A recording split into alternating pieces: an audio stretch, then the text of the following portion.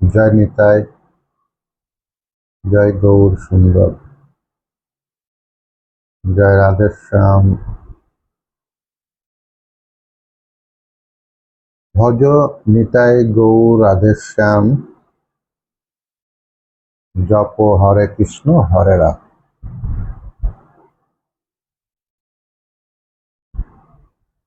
যে কোনো আধ্যাত্মিক কথা প্রারম্ভে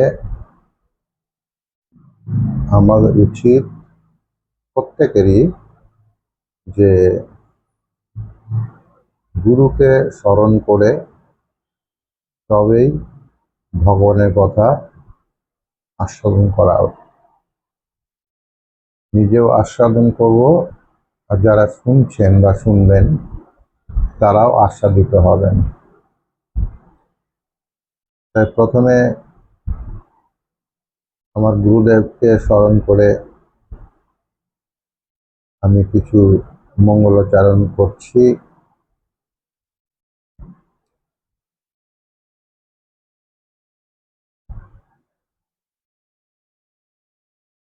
অজ্ঞানতিমির অন্ধস্য জ্ঞানাঞ্জন শলাকায়া।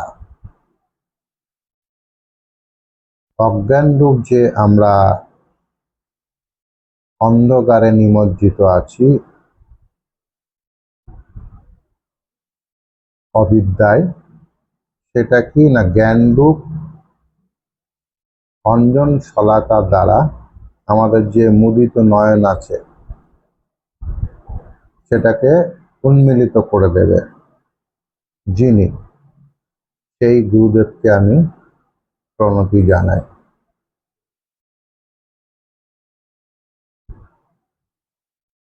অজ্ঞানতিমির অন্ধস্য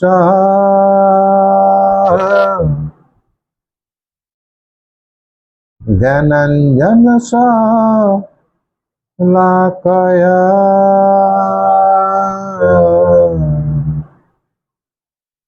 চক্ষুন্মিলিতং येन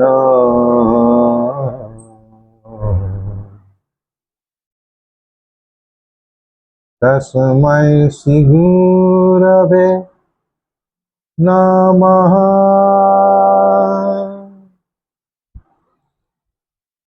তস্मै শ্রী গুরবে নমঃ।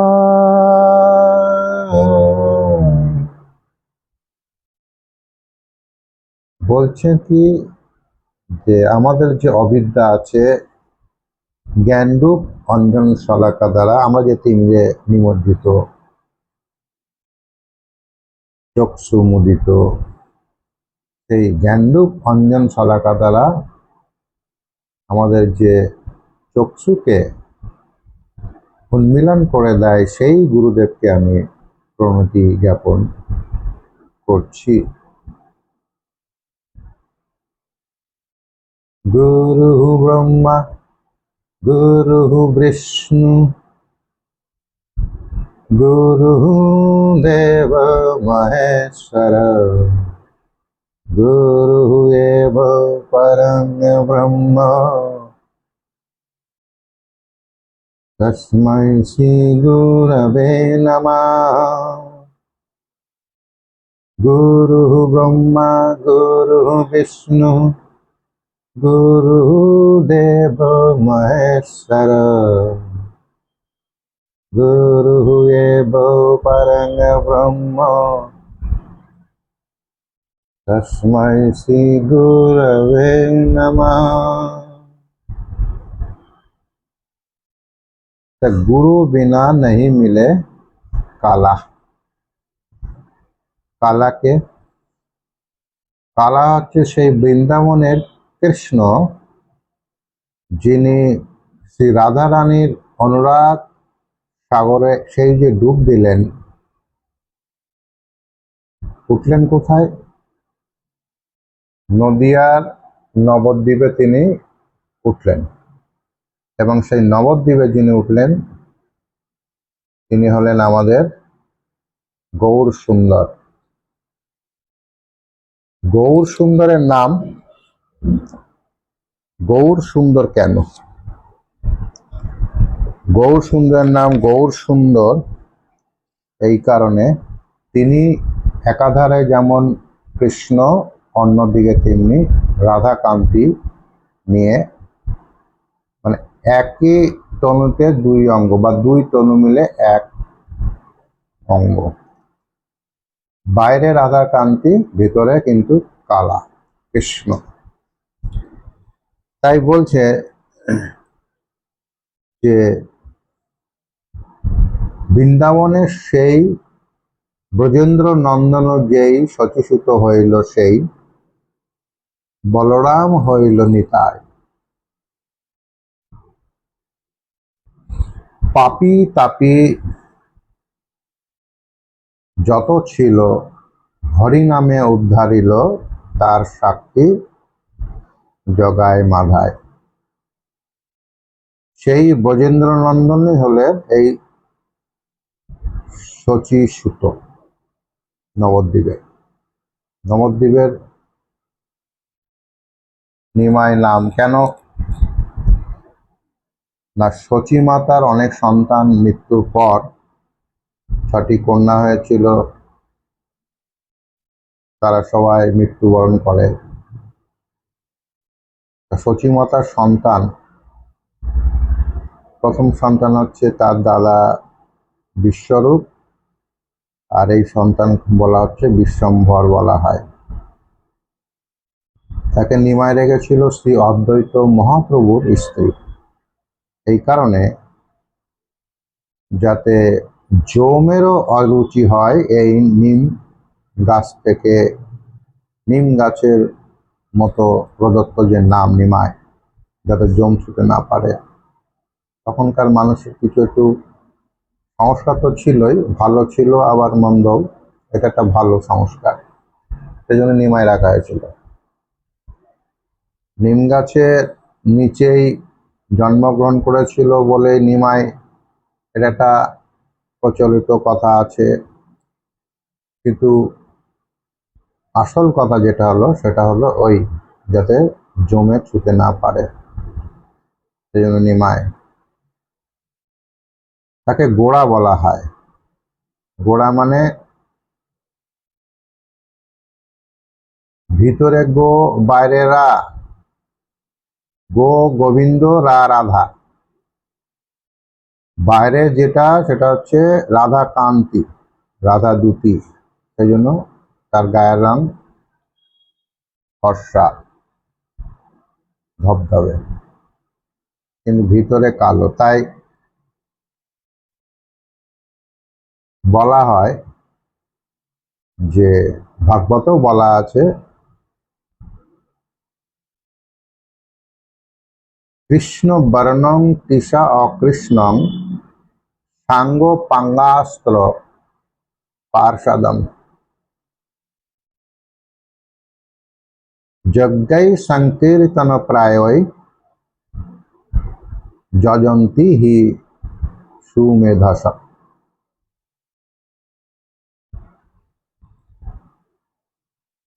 কৃষ্ণ বর্ণং, তিনি কিন্তু কৃষ্ণ বর্ণের।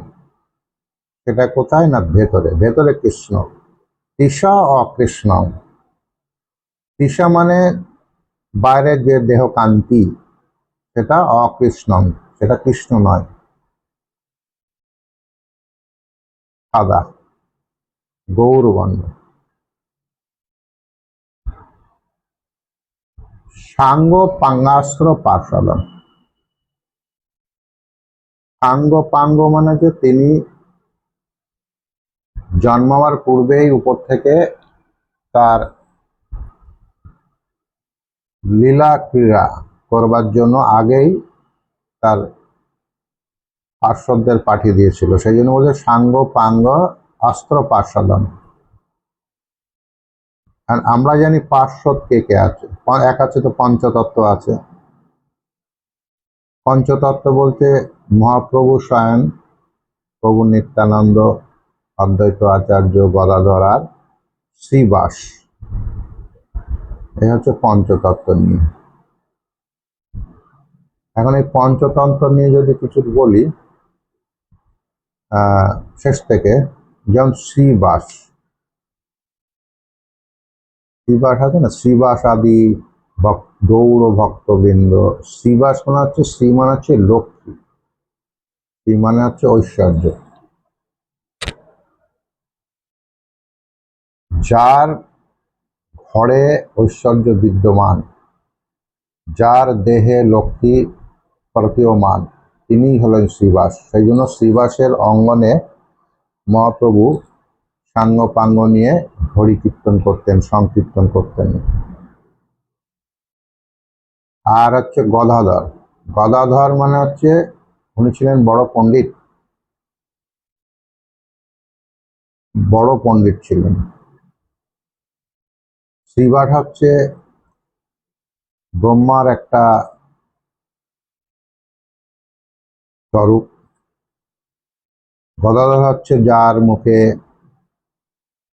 গদ গদ ভাব থাকে, কিন্তু পণ্ডিত, কেন গদাধর পণ্ডিত বলা হয়। গদ গদ ভাব যার মুখে, তিনি হলেন গদাধর। গদ গদ ভাব যার অধরে, গদাধর। আর অদ্বৈত আচার্য। অদ্বৈত আচার্য মানে তিনি হচ্ছেন একাধারে মহাবিষ্ণুর অবতার, আবার বলে শিবের অবতার, কিন্তু অদ্বৈত, তার কোনো দ্বৈত ভাব নেই। এই অদ্বৈত প্রভুর ডাকেই আমাদের মহাপ্রভুর আগমন ঘটেছে নবদ্বীপে। আবার এই নবদ্বীপে যে মহাপ্রভু এসছেন, তিনি সেই যে বৃন্দাবনে রাধার অনুরাগ সাগরে ডুব দিলেন, আর উঠলেন না। উঠলেন কোথায়? এই নবদ্বীপ ধামে। তো অদ্বৈত প্রভু যখন দেখলেন যে অদ্বৈত প্রভু বয়সে অনেক বড় আমাদের মহাপ্রভুর থেকে, যখন দেখলেন যে নবদ্বীপে কেউ হরিনাম করে না, দেবদেবীর পুজো করে, চণ্ডী পুজো, মনসা পুজো, শীতলা পুজো এইসব করে, কিন্তু কেউ কৃষ্ণ পুজো করে না, কৃষ্ণ নাম করে না, ভজনা করে না, তখন মহাপ্রভু ভাবলো যে আমাদের ওপর থেকে যিনি উপরালা, মানে দুনিয়া সৃষ্টি করেছেন যিনি স্রষ্টা, তাকে ধরাধামে আনতে হবে। তাহলে আনতে হলে কি করতে হবে না, সবসময় তিনি পুজো দিতেন তুলসী পত্র দিয়ে, ফুল, ফল, জল, গঙ্গা জল, শুদ্ধ জল। তাই গীতাতে বলা আছে,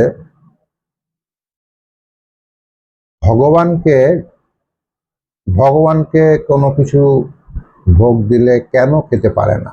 কিছুই তো খায় না, যেরকম দেয়া হয় সেরকমই তো রয়ে যায়। তাহলে ভগবান খায় কি, নেয় কি? তাই গীতাতে কৃষ্ণ বলছেন, পত্রং পুষ্পং ফলং তয়ং যোমে ভক্তা প্রযচ্ছতি। পত্রং পুষ্পং ফলং তয়ং, পত্র তুলসী পত্র, পুষ্প ফুল, তয়ং জল, যোমে ভক্তা প্রযচ্ছতি, যে ভক্তি দ্বারা আমাকে নিবেদন করে, প্রদান করে। আমি কি করি? তস্যাহং ভক্তি উপরিতম অস্নামি, যে তস্যাং ভক্তি উপরিতম অস্নামি, তার সেই ভক্তি প্রদত্ত যে নৈবেদ্য বলুন, পূজা উপকরণ, আমি তার মধ্যে যে ভক্তি নিহিত আছে সেটাই আমি গ্রহণ করি, তার ভাবকে গ্রহণ করি। কেন? ভগবান হচ্ছে ভাবগ্রাহী জনার্দন বলা হয়ে থাকে। ভগবান কিন্তু প্রসাদ নেবে না, খায় না, কারণ তার তো কোনো কিছুর অভাব নেই। আর যা কিছু দেয়া হয় তা উনারই, উনার জিনিসই ওনাকে দেয়া হয়। তিনি যেটা নিতে ভালোবাসেন সেটা হচ্ছে ভক্তের ভক্তি। তাই ওর মধ্যে যেটা ভক্তিটা নিহিত আছে, তস্যাহং ভক্তি উপরিতম অস্নামি, আমি সেটা তৎক্ষণাৎ প্রকট হয়ে ভক্ষণ করে ফেলি। প্রযত আত্মা নাহা, নিজেকে প্রকাশ করে। তা এইরকম অদ্বৈত প্রভু মহাপ্রভুকে এই ধরাধামে আনার জন্য তিনি সবসময় পূজা দিয়ে ভক্তিভাবে ডাকতেন। সেই ডাকে তিনি ওপর থেকে সাড়া না দিয়ে আর থাকতে পারছিল না বলে একসময় তিনি নবদ্বীপে প্রকট হলেন। তা মনে হতো যেন অদ্বৈত প্রভু নিচের বৃক্ষের তাকে নাড়া দিচ্ছে, সেই নাড়া সেই উপর বৈকুণ্ঠ ধাম থেকে সাড়া পেয়ে প্রভু এই ধরাধামে প্রকট হয়েছেন। তাই মহাপ্রভু এই অদ্বৈত প্রভুকে নাড়া বলে ডাকতেন। তিনি নেড়ে আমাকে এই ধরাধামে প্রকট করিয়েছেন, তাই ওকে নাড়া বলে ডাকতেন। এই পঞ্চতত্ত্বের মধ্যে আরেকজন আছে প্রভু নিত্যানন্দ। নিত্যানন্দ প্রভু তিনি মহাপ্রভুর ঠিক আগে, খুব ইম্পর্টেন্ট পার্সোনালিটি। কারণ নিতাইকে ভজনা না করলে আমরা গৌরাঙ্গকে পাবো না। গৌরাঙ্গে ভজনা না করলে আমরা শ্রী রাধারানীর চরণ পাবো না। শ্রী রাধারানীর চরণ পেলে তবে আমরা শ্রীকৃষ্ণের নিকট পৌঁছাতে পারবো। ভগবান শ্রীকৃষ্ণকে সরাসরি যদি আমরা পেতে চাই, অসম্ভব। এই ধাপ আছে, নিতাই, মহাপ্রভু, শ্রী রাধারানী, তবেই ভগবান কৃষ্ণ। ভগবান কৃষ্ণ একমাত্র তিনি ভগবান বলেছেন যখন সুত গোস্বামী ভাগবত পাঠ আরম্ভ করেছিল নৈমিষারণ্যে 60,000 ঋষি মুনির সামনে। তখন সৌনক ঋষি আদি যারা ছিলেন তাদেরকে বলছে, এতে চ অংশ কলাহা পুংসহা কৃষ্ণ তু ভগবান স্বয়ং। এতে চ অংশ কলাহা পুংস মানে হচ্ছে এর আগে যত মানব অবতার বলো, অন্যান্য অবতার বলো, গুণাবতার, কালাবতার, সপ্তাবতার, লীলাবতার, যত অবতার তিনি গ্রহণ করেছেন সেগুলো সব অবতার। কিন্তু যিনি অবতারী, যিনি ভগবান, তিনি হচ্ছে কৃষ্ণ। তাই সুত গোস্বামী বলছেন যে ভাগবতে, কৃষ্ণ তু ভগবান স্বয়ং। হে কৃষ্ণ, তুমি কিন্তু স্বয়ং ভগবান। ইন্দ্রাড়ি ব্যাকুলং লোকং, ইন্দ্রাড়ি,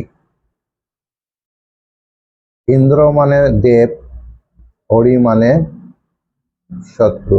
দেবের শত্রুকে, সুরের শত্রু অসুর, সেই জন্য ইন্দ্রাড়ি মানে হচ্ছে দেবাসুর শত্রু। ব্যাকুলং লোকং, এই লোকে যখন পীড়ার কারণ হয়, ব্যাকুলতায় ভরে দেয়, তখন আমি যুগ যুগ ধরে প্রকট হয়ে তাদেরকে দমন করি। মৃড়য়ন্ত যুগে যুগে। ভগবান গীতাতেও এই কথাটি বলেছেন অর্জুনকে, কি না, পরিত্রাণায়ং সাধুনাং বিনাশায় চ দুষ্কৃতাং। পরিত্রাণায়ং সাধুনাং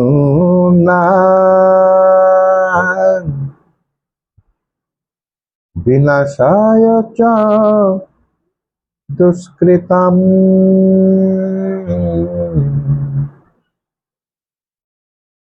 পরিত্রাণায়, আমরাই হচ্ছে সাধুদের পরিত্রাণ রক্ষা করবার জন্য এবং দুষ্কৃতদের দমন করবার জন্য, সাধুদের রক্ষা করবার জন্য। সাধুরা এক কথাটা শুনে খুবই খুশি, কিন্তু যেই বলবে যে অসাধুদের ধ্বংস করবার জন্য, বিনাশ করবার জন্য, সাধু সাবধান। সাধু যদি একবার অসাধু হয়ে যায় তবেই তাদের আর রক্ষা নেই।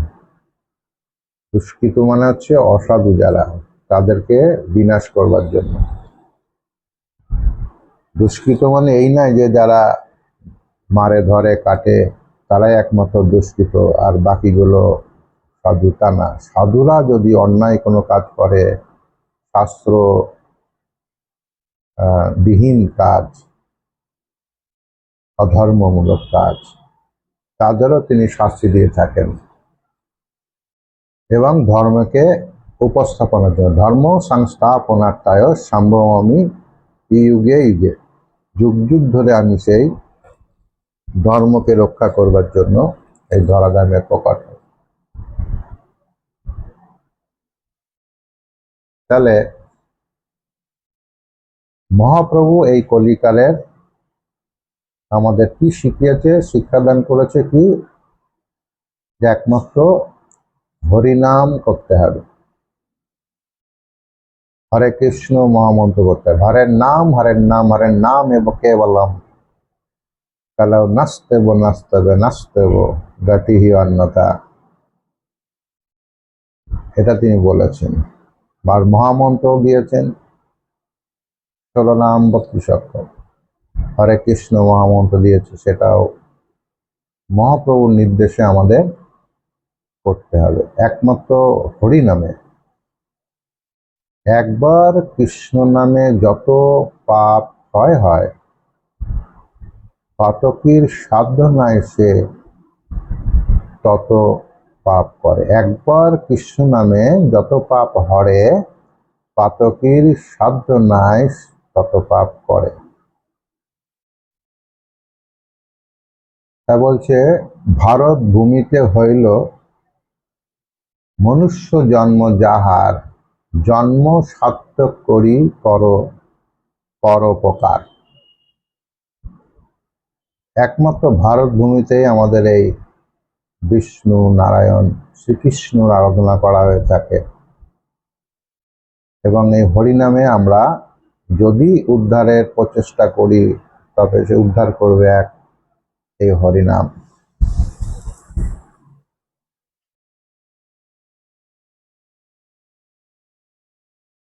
তাই ভগবান কৃষ্ণ হলেন একাধারে মাতা, পিতা, বন্ধু, সখা, বিদ্যা, গুরু, দেবাদিদেব, সব কিছু হচ্ছে কৃষ্ণ। তাই পাণ্ডব গীতাতে বলা হয়েছে, তমেব মাতা চ পিতা তমেব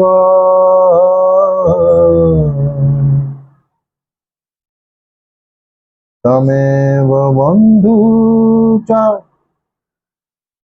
সখা তমেব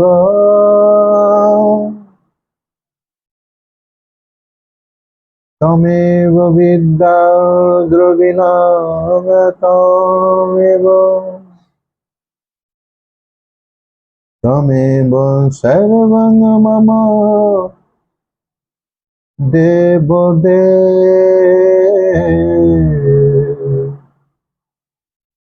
তমেব মাতা চ পিতা তমেব, তুমি মাতা হে প্রভু, তুমি পিতা। তমেব বন্ধু চ সখা তমেব, তুমি বন্ধু এবং তুমি সখা। তমেব বিদ্যা দ্রবিণং তমেব, তুমি বিদ্যা, তুমি গুরুদেব। তমেব সর্বং, তুমি সবকিছু, মম আমার দেবদেব, হে দেবদেব। ভগবান কৃষ্ণ হলেন সবকিছু। যদি ব্রহ্মা মাতা হয় আমাদের, তবে তিনি হলেন আমাদের পিতা।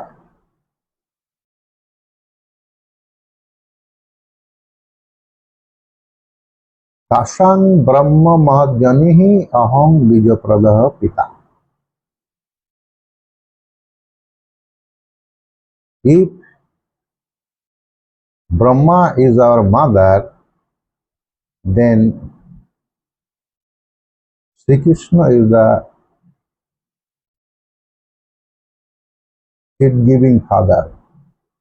ব্রহ্মা যদি মাতা হয়, কারণ শ্রীকৃষ্ণের নির্দেশে ব্রহ্মা হচ্ছে এই ধরাধামে সৃজনশীল সৃষ্টি করেছিলেন। তিনি তাহারই নির্দেশনা ময়া অধ্যক্ষণ প্রকৃতি শ্রীয়তে সচরাচরম হেতু নানেয় কন্তেয় জগৎ বিপরিবর্ততে। গীতাতে আছে। তো গীতাতে তো অনেক শ্লোক আছে, যেমন আমরা বেদে যেগুলো পাই, বেদ ধর্মগ্রন্থে, প্রাচীন ধর্মগ্রন্থ বেদ, 4টি বেদ আছে, ব্যাসদেব ভাগ করেছিলেন, তাই ওনার নাম বেদব্যাস। বেদে যেগুলো আছে সবগুলো বলা হয় কিন্তু মন্ত্র, সূক্ত, মণ্ডল সূক্ত মন্ত্র। আর গীতাতে যেগুলো আছে সেগুলো বলা হচ্ছে শ্লোক। ভাগবত যেগুলো আছে সেগুলো হচ্ছে শ্লোক।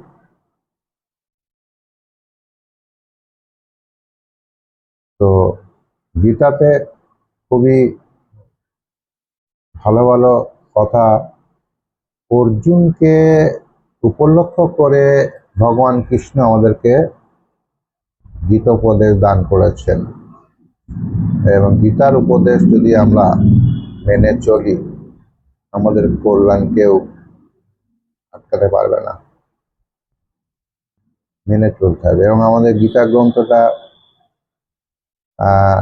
ক্রয় করে ঈশ্বর আসনে বসিয়ে দিলাম লাল কাপড় দিয়ে জুড়িয়ে, এ করলে হবে না। বড় বড় আচার্য, বড় বড় মহাজনরা বলছে গীতা প্রত্যেক দিন অন্তত একটা করে অধ্যায় পড়া উচিত। সময় করে গীতা পড়তে হবে নিয়মিতভাবে, কারণ গীতা হচ্ছে যা স্বয়ং পদ্মনাভস্য। গীতা সুগীতা কর্তব্যা কিম অন্যই শাস্ত্র বিস্তারাই, যা স্বয়ং পদ্মনাভস্য মুখ পদ্মাদ বিনিসৃতা।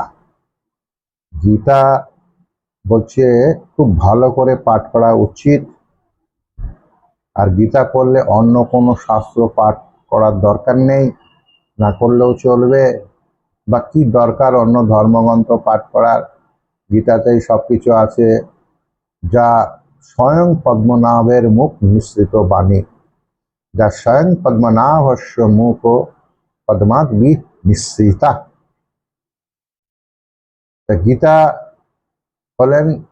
গীতা হচ্ছে সর্ব উপনিষদের সার। সর্ব উপনিষদ সার হলো গীতা। তাই বলা হচ্ছে গীতা সর্ব উপনিষদ গাবহ দুগ্ধা গোপাল নন্দন পার্থ বৎস সুধী ভক্তা দুগ্ধং গীতামৃতাং মাহাত। গীতাতে বলেছে মাহাত্ম্যটা। আবার ভাগবতের মাহাত্ম্যে বলেছে যে, এটা খুব ভালো কথা বলেছে শুরুতেই ভাগবত মাহাত্ম্যের, সচ্চিদানন্দ রূপায় বিশ্বৎপত্তি আদি হেতবে তাপত্রয় বিনাশায় কৃষ্ণায়ং বয়ং নমঃ। কৃষ্ণায়ং বয়ং নমঃ বলেনি কৃষ্ণায়ং অহং নমামি। আমরা সকলে কৃষ্ণকে বন্দনা করি। কৃষ্ণকে সচ্চিদানন্দ রূপায়, তিনি হচ্ছেন সচ্চিদ আনন্দ রূপায়। তো বিশ্বোৎপত্তি আদি হেতবে, তিনি বিশ্বের উৎপত্তি, স্থিতি, প্রলয় আদি ইত্যাদি তিনি করেন, তিনি সমস্ত কারণে কারণ। যেমন ব্রহ্মসংহিতায় বলেছেন ব্রহ্মা ঈশ্বরঃ পরম কৃষ্ণঃ সচ্চিদানন্দ বিগ্রহ অনাদিহি আদিহি গোবিন্দঃ সর্ব কারণ কারণ। তিনি হচ্ছেন সমস্ত কারণে কারণ। কৃষ্ণ হলেন ভগবান পরমেশ্বর, সচ্চিদানন্দ রূপায়। সৎ মানে নিত্য, চিত মানে জ্ঞান, ট্রান্সেন্ডেন্টাল নলেজ বলে, আনন্দ ট্রান্সেন্ডেন্টাল ব্লিস, অতীন্দ্রিয় আনন্দ, তুরীয় আনন্দ। তুরিয়া জ্ঞান, এসব ভগবান কৃষ্ণের বহু বিশেষণের মধ্যে এইগুলো একটি। বিগ্রহ হচ্ছে দ্য স্পিরিচুয়াল বডি, আধ্যাত্মিক প্রতিমূর্ত। অনাদিহি আদিহি গোবিন্দাহ, গোবিন্দ হলেন the origin, except him there's no other origin। তিনি হলেন একমাত্র মূল, তার আগে অন্য কোনো মূল নেই, সেই জন্য বলা হচ্ছে অনাদি। আদি হচ্ছে অরিজিন, আর অরিজিন হচ্ছে except him there is no other origin। সর্বকারণে কারণম, তিনি হচ্ছে সমস্ত কারণের কারণ। He is the primordial cause of all causes, যত রকম কারণ আছে কিন্তু তার মূল হচ্ছে ভগবান কৃষ্ণ, ব্রহ্মা বলছেন। কবিরাজ কবিরাজ কৃষ্ণদাস গোস্বামী বলছে, একেলা কৃষ্ণ, একেলা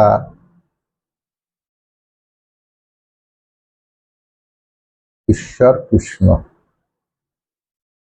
আর সব ভৃত্য। যারে যাইছে না চাই সে চাইছে করে নৃত্য। ঈশ্বরকে বলা হচ্ছে, কৃষ্ণকে বলা হচ্ছে একমাত্র তিনি ঈশ্বর, আর বাকিগুলো তার দপ্তরের অধীনে দেব দেবীগুলো কর্মরত থাকে। আমরা সমস্ত বাসনা কামনা প্রার্থনা যাই করি না কেন কোনো দেব দেবীকে উদ্দেশ্যই করে থাকি, যাতে আমাদের পরিবারের সুখ শান্তি এগুলো চাই। কর্মে লাভবান হওয়া চাই, ব্যবসায় চাকরি পাক, কন্যাদের বিয়ে হোক, অনেক কিছু প্রার্থনা করি, তাই দেব দেবীদেরই বেশি করে প্রার্থনা করা হয়। কিন্তু তারা হচ্ছে ভগবান কৃষ্ণের নির্দেশেই এক একজন এক একটা কর্মে নিয়োজিত। গাছের মূলে যদি জল সিঞ্চন করা হয়, তবে আর আলাদা করে ডালপালাতে যেমন দেওয়ার প্রয়োজন হয় না, তেমনি আমরা যদি একমাত্র কৃষ্ণকে ভজনা করি, উপাসনা করি, অনন্যাহা চিন্তান্ত মান, যে জানা পারবি উপাসতে তেসাং নিত্য অভিযুক্তা নাং যোগক্ষেমং মহামহম, তাকে যদি সেইভাবে আমরা ভজনা করি, তাহলে অন্য দেবদেবীর ভজনা না করলেও হবে। ভগবান কৃষ্ণই হচ্ছে আমাদের মূল উপাসনার একমাত্র লক্ষ্য। তো একজন ব্রাহ্মণ ছিল, একটু ছোট করে একটু বলে নিই। একজন ব্রাহ্মণ ছিল, সে মুরলীধরের পুজো করত। পুজো করত, একদিন রাস্তায় একজন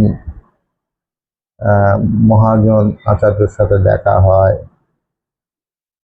তিনি এক খোঁজ খবর নিয়ে জানতে চাইলো, তুমি কি করো? আমি কি করি, আর ওই একটু পূজা অর্চনা করি বাড়িতে, আর কাজকর্ম করি বাকি সময়। কার পুজো করো, কার অর্চনা করো? আমি মুরলীধরের অর্চনা করি। তা সে ব্রাহ্মণকে বলছে, মুরলীধরের অর্চনা করে কি হবে? ওনার কাছে তুমি যাই প্রার্থনা করো না কেন, তিনি তোমাকে কিছু দেবে না।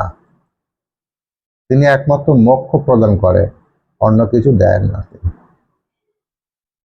না ভক্তি দেয়, হ্যাঁ, না তোমার কামনা বাসনা যা থাকে তা পূরণ করে, কিছুই করে না, একমাত্র মোক্ষ প্রদান করে। বরঞ্চ তুমি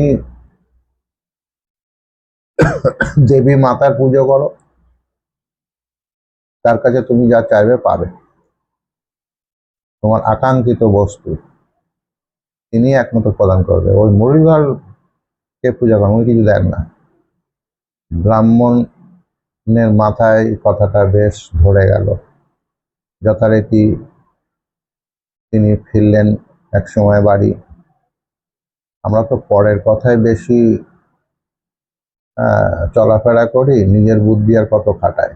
নিজের বিবেক দিয়েছে ভগবান, বুদ্ধি দিয়েছে, এটা কত ঘাটায়, কারোর পরামর্শটাই আমাদের মনে ধরে যায়। এসেই মুরলীধরকে তিনি অন্যত্র সরিয়ে দিলেন ঘরে, এবং দেবী মাতা দুর্গা মাতাকে তিনি প্রতিষ্ঠাপন করলেন সেই আলয়ে।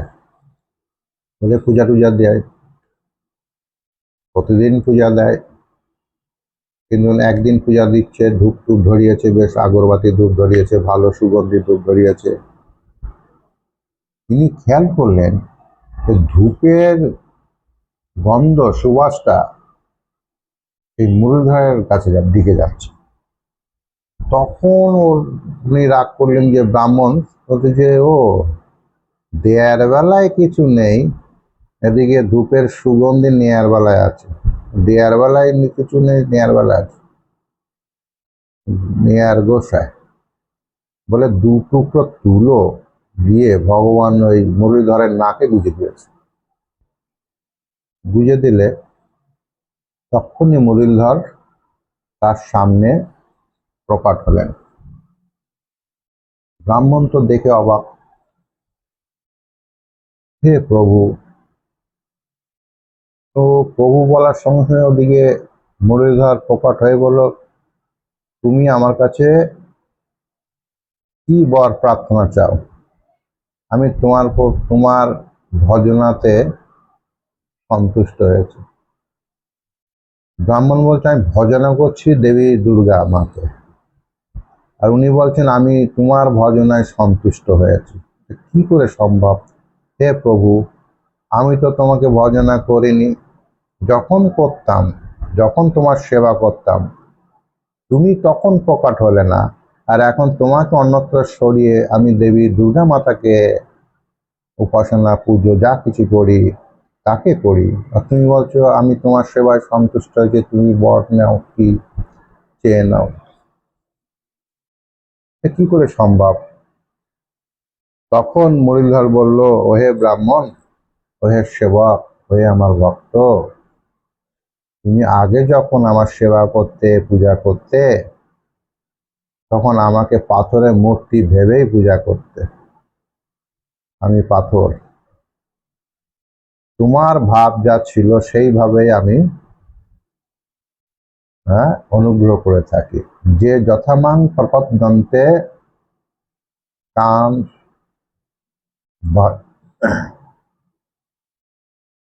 যে যথামাং প্রপদ্যন্তে তান তথা ভজাম্যহম মম বত্ম অনুবর্তন্তে মনুষ্যাহ পার্থ সর্বস্ব। যে যথামাং প্রপদ্যন্তে তান তথাইব ভজাম্যহম, তথাইব ভজাম্যহম মানে হচ্ছে তথাইব ভজামি আহম, অথবা তথাইব অহম ভজামি। যে যেমনভাবে আমাকে পূজা করে, যে যেমনভাবে আমাকে ডাকে, আমি সেইভাবে তাকে অনুগ্রহ করে থাকি। তুমি আগে আমাকে পাথরের মূর্তি ভেবে পূজা করতে, আমি কি প্রকট হব? কি আমি পাথরের মূর্তি ছিলাম? আমি তো তোমার ভাবটাকে নেব। এখন তুমি ওই ধূপের ধোঁয়া, ধূপের যে সুগন্ধি যাতে আমার নাকে প্রবেশ না করে, তার মানে তোমার এখন মনে উদয় হয়েছে যে আমি প্রকৃতপক্ষে পাথর নয়, জীবন্ত, তাই নাকে তুমি তুলো গুঁজে দিয়েছ। এই যে ভাব, এই ভাবধারা, তোমার এই ভেতরে যে ভাবটাকে আমি নিয়ে প্রকট হতে বাধ্য হয়েছি, তাই বলছি যে তুমি যা চাইবে এটা বর প্রার্থনা করো। সঙ্গে সঙ্গে ব্রাহ্মণ সে লুটিয়ে পড়ল মুরলীধরের চরণে। আমি কি ভুল করেছি? আমি সেই আচার্যের কথা শুনে, রাস্তায় এই কথা শুনে ক্ষমা চাইতে লাগলো, তোমাকে সরিয়ে নিয়েছি সিংহাসন থেকে, কি ভুল করেছি? তাহলে ভগবান একমাত্র ভক্তের ভক্তি দেখে, ভগবান একমাত্র ভক্তের ভাব দেখে। সেই জন্য গীতাতে বলেছে যে তস্যাং ভক্তি উপরিতম অস্নামি প্রযত আত্মনাহা। তাই ভক্তের দ্বারা নিবেদিত যে নৈবেদ্য ভক্তিটা থাকে সেটা আমি গ্রহণ করি। যেহেতু ভক্তি দেখা যায় না, তাই আমি যেটা গ্রহণ করি সেটাও মনুষ্য চোখের দিয়ে দেখা যাবে না, সেজন্য খাবার ভোগ যাই দেয়া হোক না কেন, আমি ভক্তিটা নিয়ে নিই তার থেকে, এবং বাকি যে অংশটা থাকে সেটাই তখন প্রসাদ বলে পরিগণিত হয়। তাই আমরা যত প্রসাদ খাই সবই তার স্পর্শ থাকে। যেহেতু তাকে দিব্য চক্ষুতে দেখা যায় না, তেমনি ওই তিনি যে স্পর্শ করেছেন, তিনি যে গ্রহণ করেছেন আমাদের দেওয়া ভক্তি, তখন সেটা প্রসাদে পরিণত হয়, আর সেই প্রসাদ খেলে আমাদের কল্যাণ হয়। তো একটা ছোট ভজন করে এই ভিডিওটা আপাতত শেষ করব, কারণ বেশি বড় হয়ে যাচ্ছে।